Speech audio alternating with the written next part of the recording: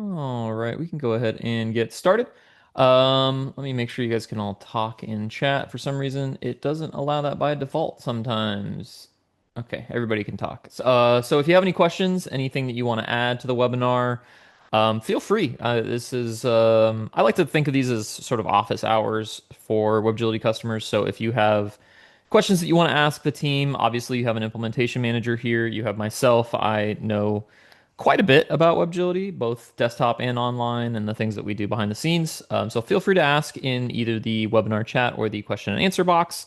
If it's not something that we can answer right away, or it's something that needs to wait until the Q&A, we will wait. If it's something that is like directly related to your subscription, we may follow up after the webinar to make sure that we give you the best answer that we can.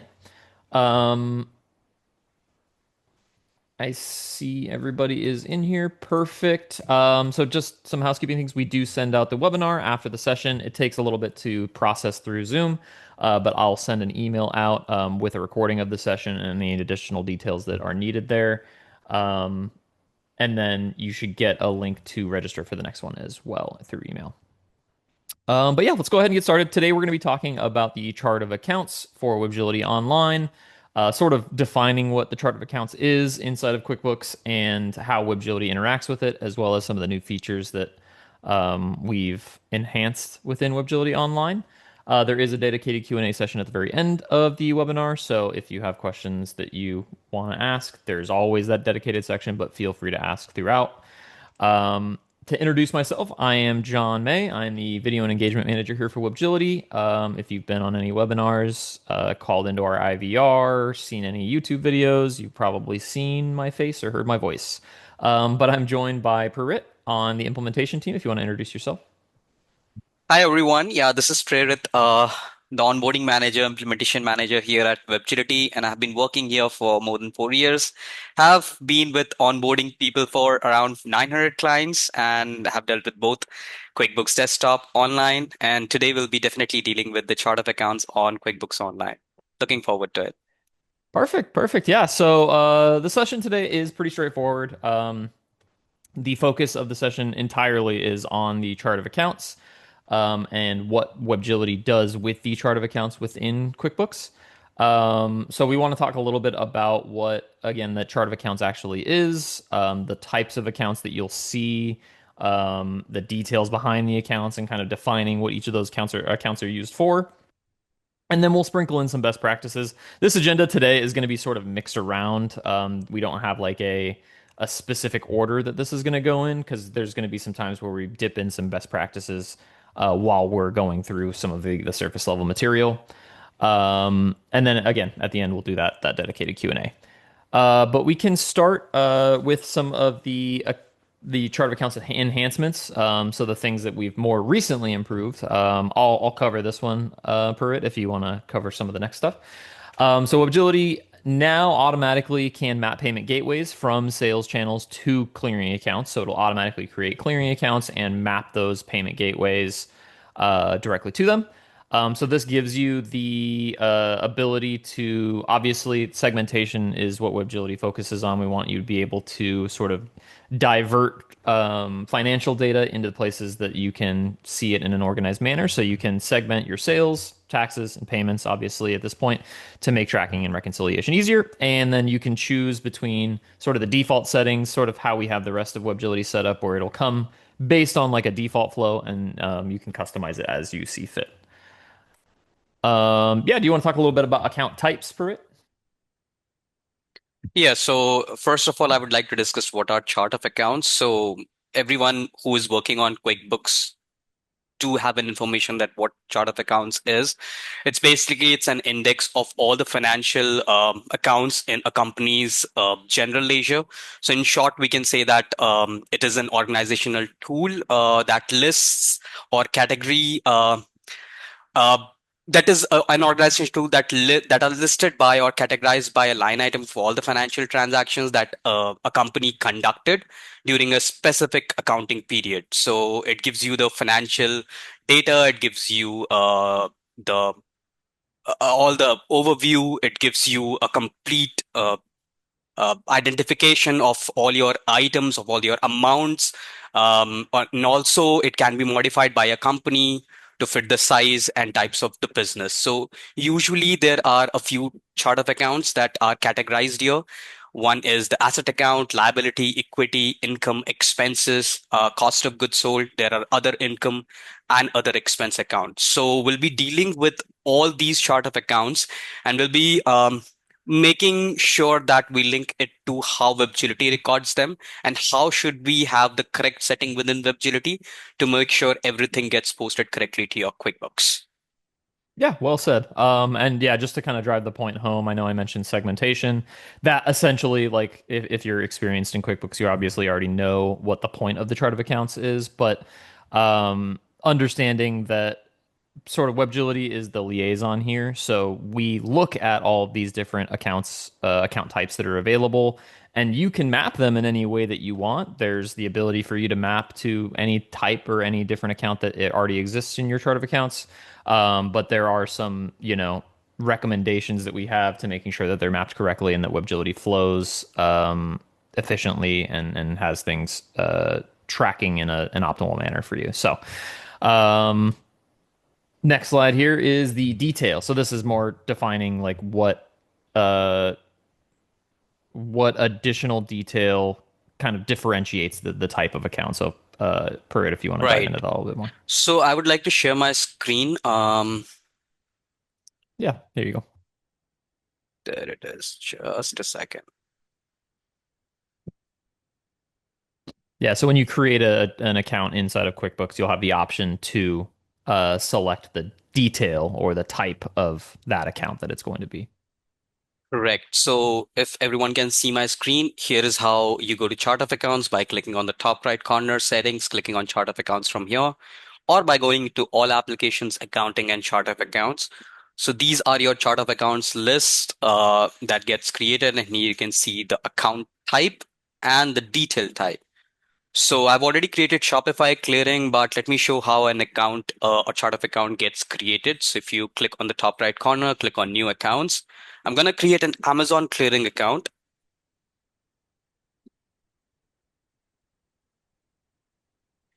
And this Amazon clearing account is going to be a bank type of account because when someone pushes your invoices or sales receipt or creates anything on your QuickBooks and want to record the payment in one of the accounts, they can either use other current asset type of account. Generally, people use undeposited funds and then try to map it to the main bank account. But with Webgility, what we recommend is to create a bank type of account or a clearing account, which would act as a pseudo account in reference to your main bank account. So I'll be dealing with that once I move forward to the deposit section. Let's create a bank type, and the detail type, it should be a check-in account because usually when the deposits come in, we are gonna subtract those expenses from here and then transfer the fund from this clearing to your main bank. So I'm gonna create it as check-in, save. And this is how the account gets created on your QuickBooks as Amazon Clearing. Yeah, Similarly, if and you we have want it to, listed as a clearing account here, but you may also know it as a holding account. It's another common term for it as well. correct. Also, if you want to create an expense, because generally Amazon does send us the settlement reports and we can record them, like we can record those expenses on your QuickBooks separately. So here is how you create an expense account. Just name it as Amazon expenses, Amazon fees. And when you scroll down under account type, you would see an expense here. Click on expense, and then you can record it as a bank charge and save it. Please make sure that Webgility Online does give you an option of bifurcating these expenses as well. So you can set up granular fees. Let's say if you want to record FBA fulfillment power fees or shipping HB, FBA charges, gift wrapping charges, all into separate accounts. There is a provision within Webgility where you can select the toggle key. I'll be guiding you to that page and select the granular mapping where you can select the configure of like each expenses separately and move them into separate expense account. Yeah. Very, very applicable for Amazon specifically because there are so many fees. For something like Shopify or eBay, you might not have as many expenses, so it might make sense to just keep it in one. Ultimately, up to your workflow discretion there. All right, let's get back to the screen where we were. Yeah, let me share my screen again here. Boom. Yeah, so I guess to kind of wrap up the detail types for a bank account, you'll see things like checking, savings, cash on hand for fixed assets, uh, buildings, land, machinery, equipment, vehicles, and then for stuff like expenses, you'll see advertising, promo, office, administrative, utilities, or then for something like Amazon, expenses specifically like fees, marketplace fees, stuff like that. But yeah, let's dive into some screen shares. To preface, I know I've said this on some of our past customer webinars, but when we're trying to demo specific things, we have to be really careful that we don't show customer information, like real world customer data. We also don't necessarily have the ability to demo things inside of like live environments for Amazon because they don't allow us to have test accounts. So a lot of times that means that we have to sort of rely on screenshots or screen shares for specific things. But we do have, I know, like Purge just did, obviously, he has some live demos that we can do and sprinkle in here and there. But yeah, so just to kind of preface this, they are screenshots. But I'll let Purge take it from here. Sure. So thank you, John. Yeah, as I said, we can definitely create chart of accounts from your QuickBooks from the settings screen. So here we'll be clicking on chart of accounts and moving further. So I have all the screenshots attached here that how we can create your chart of accounts. Now, for the customers that do not want to create a paid invoice or a sales receipt to your QuickBooks, there is when the account receivable comes into picture. Because if you're recording any unpaid transaction, either from Shopify or from any sales channel, and creating it as an unpaid invoice on your QuickBooks, it goes straight away to your accounts receivable. So AR account is an account that keeps your money as and holds your money, and it's in the back end. So yeah, that's on your AR account when you create an unpaid invoice. And once the invoice is paid, then you can transfer the funds, or then it would be transferred, or then it would be paid into a deposit account. That would be either a check-in account or a clearing account, as I mentioned earlier. So yeah, this is the clearing account. So for Shopify specifically, I have chosen this option. I'll definitely discuss the other scenarios like Amazon or eBay because we do have those expenses. For any other sales channel like Walmart or Square, Lightspeed, we can choose their respective names like Lightspeed clearing account, Walmart clearing account, Clover clearing account, and so on. This is how you would be creating expenses. So for Amazon, I just created an expense account. We can create multiple expense account and map them with Amazon Granular setup within Webgility. Also for Shopify, Shopify releases a payout.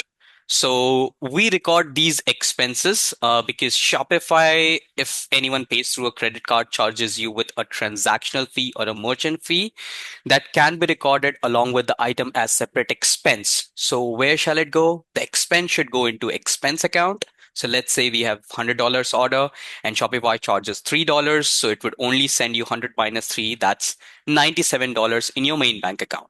So the $3 goes to this expense account and $97 would stay in the clearing account, and Webgility would be automatically depositing it and will match it to your main account.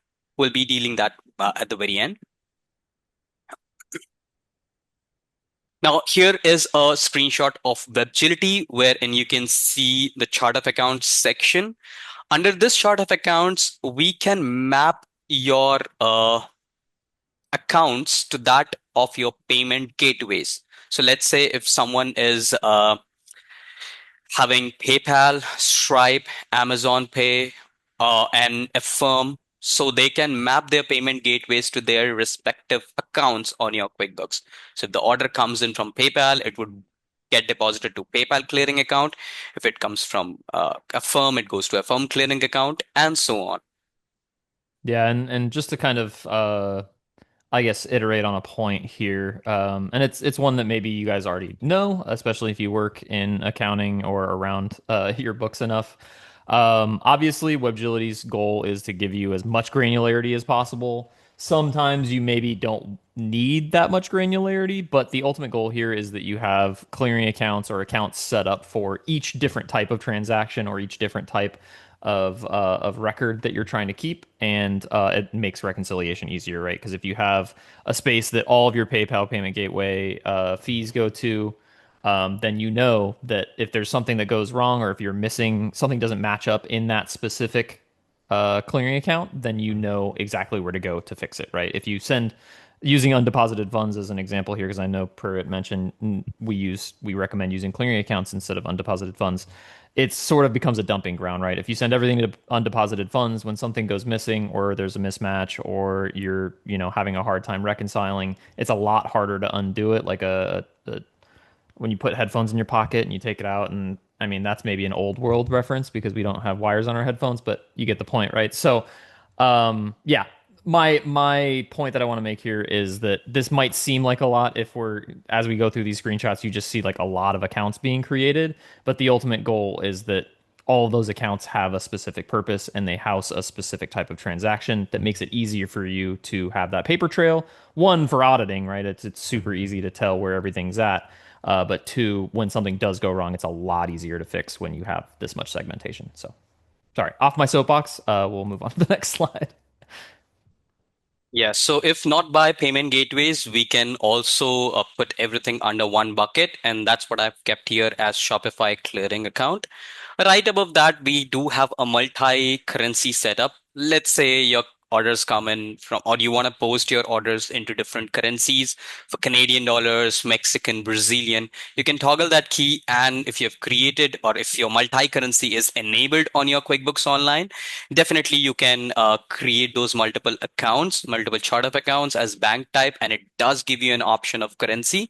However, the AR account or the expense account does not give an option of currency, even if your multi-currency is enabled. It only comes under the back section.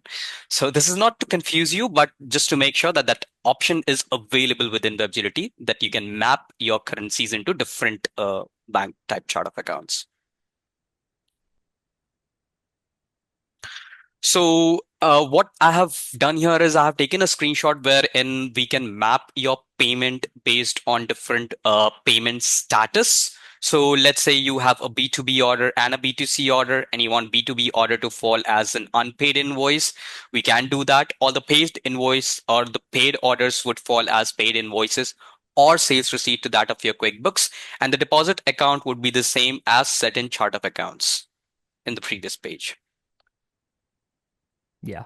So go back. Yeah.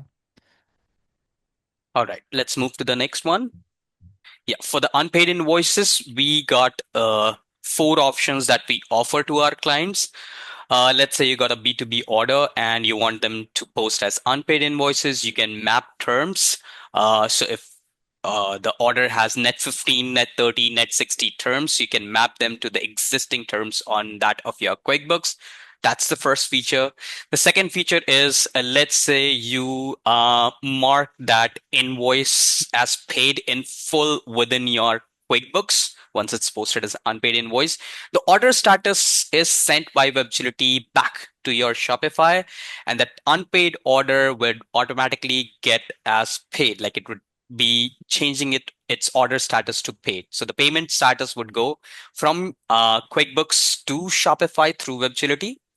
The third feature is the other way around. Let's say if an unpaid invoice is created and you mark that payment or you collect that payment on your order within Shopify, Webgility would be automatically sending the payment details to your QuickBooks and would be marking that invoice as paid.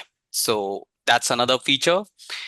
Let's say if you have a purchase order number that's already tracked on the order of B2B on your Shopify Plus plan, we can bring that purchase order number into a dedicated purchase order field on your QuickBooks. That was the fourth thing. Fifth thing is useful for only a wholesale customer, that is B2B customer, because they have a different mapping customer criteria.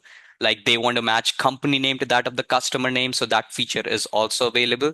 Really sorry, didn't attach the screenshot, but here are the 5 things. You can go to help.webgility.com and type in B2B features. You would get all the 5 features that are listed for Webgility Online. So that is what we offer. Yeah. Yeah. And to speak to the customer matching, if you imagine me clicking on customers here. At the very bottom, there's an option for you to set customer as company matching, essentially, for B2B specifically, if you have that enabled. In case you want a dedicated video, we can ask John to help us out with that And I have in one. another So if webinar. anybody needs it, just Okay, drop it in chat and I can send it to you. wonderful. Yeah, so as I mentioned, here are a couple of things. Record purchase order number, send payment status, each payment as Oh, received from sales channel. Yep. sorry about that. Got ahead of myself. Yeah, so just reiterating sort of the points that he made aside from that customer matching, but Okay, so this particular screenshot is from your QuickBooks. Most of the customers, they are confused on where to record the deposits. So see, I would like to make it very clear. Let's say we have an order for $100. That order has an item. That item has a sales price of $70. It might also have a sales tax. It might also have a shipping, a discount, or any gift card. So that totals up to 100. So that means the total deposit amount of that order is $100, but the income for that particular order depends on the product value. So that product value was 70.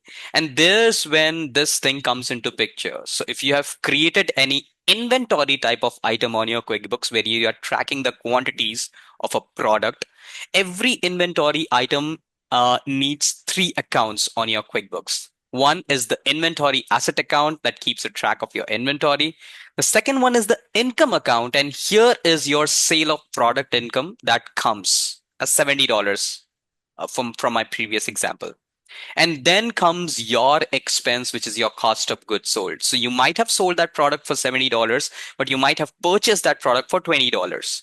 So that $20 would go to the cost of goods sold, $70 would go to the income account, and there would be an increase or a decrease when you talk about the inventory asset. So these are the other three chart of accounts that needs to be prepared. If you haven't prepared them, by default, these would be already applicable if you simply create an inventory item on your QuickBooks. perfect. So here is how Webgility is designed for this one. If your products are not created, Webgility is going to automatically create them quickly on your QuickBooks with all these options that you can see here. So you can select the inventory type, non-inventory type, and then you can select the chart of accounts that you have created. So most of the people, they have their own sales, like they don't want to keep sale of product income. They keep it as merchandise sales, Shopify sales, Amazon sales, or so on. So you can select it from the drop down because this drop down comes from your QuickBooks. And then the product would automatically get created on your QuickBooks through Webgility.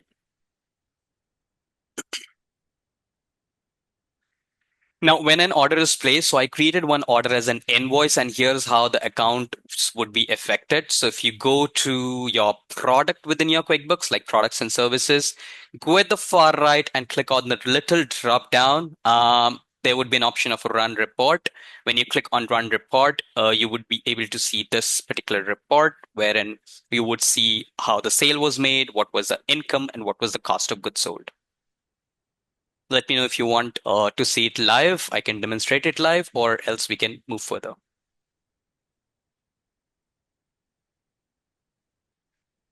All right. So if you've created a sales receipt or an invoice against that same sales receipt or invoice, if any refund comes in, it would be created as refund receipt. So most of the clients, they get confused that whether to create a refund receipt or a credit memo. My suggestion to you would be to create a refund receipt because it gives you an option of a chart of account from where to create a refund receipt. Whereas on credit memo, don't get that option in your QuickBooks Online. So as set in chart of accounts means it would create it against the same chart of account that we have chosen in the deposit account. So in my case, it was Shopify clearing. So it's going to pull up from the same account. And from there, it's going to create a refund receipt against that same invoice. And once that is created, we'll go to the next screen. This is how a refund receipt gets created. So if you can see refund from option, at the very center of the screen, which is here. So it gives you the same chart of accounts, that's Shopify clearing account.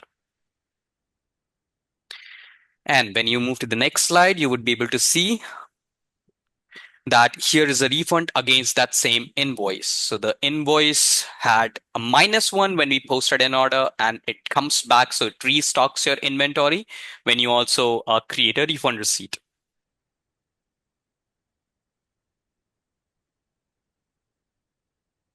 Talking about your expenses, as I mentioned in the initial call, yes, Webgility would be recording your expenses. This particular screenshot is for Shopify. So you need to select an expense account. In my case, it's Shopify expenses because I like to keep it simple. We'll be recording those $3 in my example into this expense account. And later, $97 would be left in your clearing account, which Shopify would be sending to your main bank. Let's get to the next screen. Okay, in Amazon, yes. Here you would see the fees and expense, but we have a new feature added with Amazon, and that will record your Amazon reserve amount. So the people who are looking for, or who were looking for those Amazon reserves, we do have that Amazon reserves and post withdrawal reserves now available within WebGility to map. So you can create two separate chart of accounts as an expense, or you can use the same deposit or expense account to map these reserve and withdrawal reserve amount from Amazon.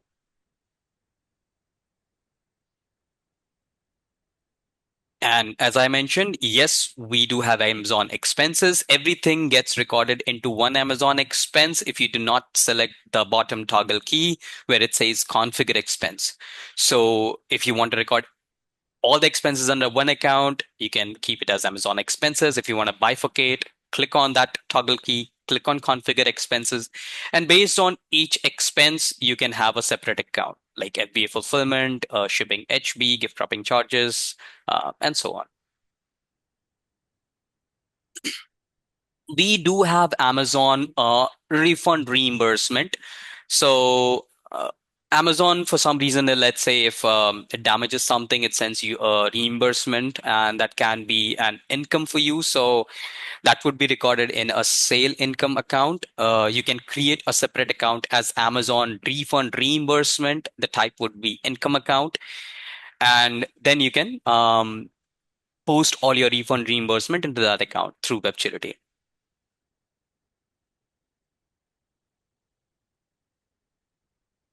So now coming back to Shopify, yes, you receive the main payout from Shopify into your Chase Bank. Here I have kept as Chase Bank as the main account where you actually receive the payment. So when you receive that payment in the Chase banking, you would go under bank transactions and would connect that Chase bank account, which is your literal bank account, within your QuickBooks Online. When Webgility gets everything deposited into Shopify clearing, here is the page when it would be transferring that same deposit from the clearing account to your main bank account. And this would be to match your exact report. So if Amazon sends you $97 in your Chase Bank, Webgility has also recorded $97, and it's going to transfer that 97 from the clearing to your main bank account. You don't have to do anything manually, and it can be simply matched.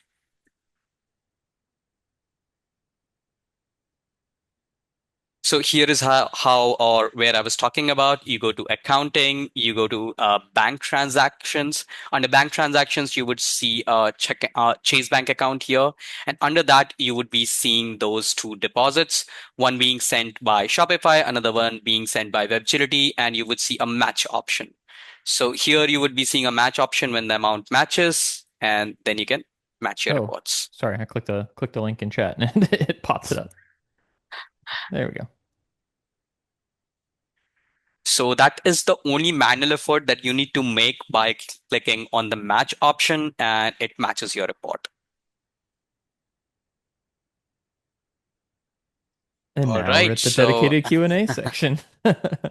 Mark had asked a question or asked for the B2B information, and I sent you an email, Mark, so you should see that come through any second. But yeah, now is the portion of the webinar where we answer any of the questions you have. It doesn't necessarily have to be directly related to the chart of counts. If it is something just vaguely WebGility related, we're happy to answer that here. Um, we are Yes. right at time where we kind of plan to be. So if nobody has any questions, we can end the webinar for today. Again, you'll get a recording of the webinar once that gets processed, edited, and uploaded to YouTube. That'll come through in your email, or you can always check back on the YouTube channel. I'm planning to make some updates to the landing page that you guys use to register. Um, so you might see things be a little bit more inclusive on the landing page. You might be able to see previous videos, upcoming sessions, everything that you need at a glance, rather than having to rely on the emails to get an update with what the next session is going to be. As a reminder, just because we don't like to bombard you guys with these emails, tomorrow and every Thursday, I do host a weekly whiteboard session where we talk through using your data. So yeah, obviously, Webgility carries your data from your sales channels into QuickBooks, but it doesn't stop there. We want to give you the ammunition to be able to make decisions with that data and how to understand what that data is actually telling you. So tomorrow the session is going to cover sort of what signs you might be missing. The data that you have might not be complete, or what you can sort of do with the data that Webgility passes along. So if you want to register for that, I'm going to drop the link in chat here. I just sent that to Mark. Sorry, Mark. There we go. So yeah, you can check there and you'll see all upcoming sessions, all previous sessions, and you can even register for all future sessions if you'd like. But if there are no questions, we can go ahead and give you guys some time back in your day. Everybody, really appreciate you joining these. The goal of these sessions is to give you, again, as much information as you need about Webgility and how to use it and get the most out of it, but also answer any questions that you might have on how Webgility works, or even just how QuickBooks works. To a degree, we're not exactly QuickBooks experts through and through, but we can definitely get our hands dirty. So, um, if you guys do have Uh, any questions, oh, go ahead. Sorry. I have something to add here. In case if you have any questions, definitely feel free to reach out to us. You can directly reach out to us on onboarding@webgility.com, and we'll be more than happy to answer those questions. Also, if you have some references of your friends, your colleagues who want to make easy their accounting system as you do, so please do refer Webgility to them or reach us directly on onboarding@webgility.com. You can also reach John for the partner program. Right, John? That is right. Yeah, you took the words right out of my mouth. I was just gonna say, if you have questions, reach out to us directly. If you're in onboarding, Pruitt and his team can definitely take care of you. If you're not in onboarding and want to schedule a refresher session, that's always an option. Or you can, if you're in Webgility Online or you're on your portal at portal.webgility.com, you can chat with us directly, and the team internally can schedule calls very easily with you, so we can find a time that works for you and make sure that we're answering all your questions. And it doesn't Uh, matter if you are a client for Webgility or if you're new to Webgility. If someone around you even has some accounting questions, and we'll definitely try our level best to answer those questions to you. So feel free to reach out to us. yeah, we might not be CPAs or certified tax experts, but we can at least point you in the right direction if we don't know the answer. So we're more That's than happy to get you the resources you need to keep it moving, right? Yep. Cool. Well, thanks, Pruitt. I appreciate you as always. It's great having the implementation team on these. And again, appreciate everybody for joining. Catch you on the next one and have a wonderful rest of your week. Thank you, everyone. Bye Thanks, bye. everybody.